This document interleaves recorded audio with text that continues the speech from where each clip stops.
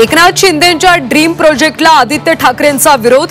नवीन महाबळेश्वर प्रकल्पाला स्थगिती द्या, आदित्य ठाकरेंची पंकजा मुंडेंकडे मागणी।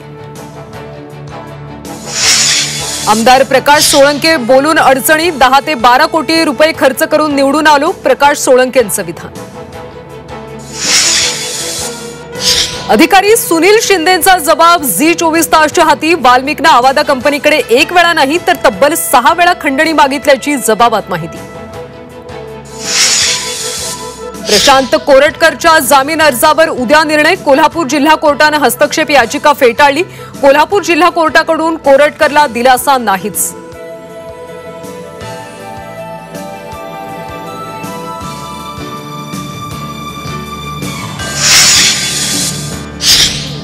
रायगड पालकमंत्री पदाचा नवा मुहूर्त जाहीर। रायगड पालकमंत्री पदाबाबत होळीपर्यंत निर्णय।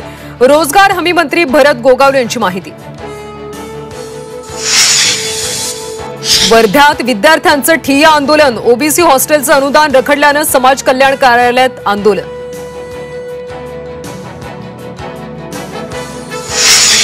नाशिकमध्ये जीबीएसचा शिरकाव। पाथर्डी फाटा परिसरातल्या व्यक्तीला जीबीएसची लागण। आरोग्य विभाग अलर्ट मोडवर।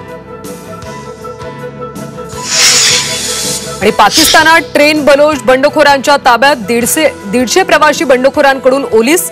जफर एक्सप्रेस बंडखोरांच्या ताब्यात। 6 पाकिस्तानी सैनिकांना बंडखोरांनी मारले।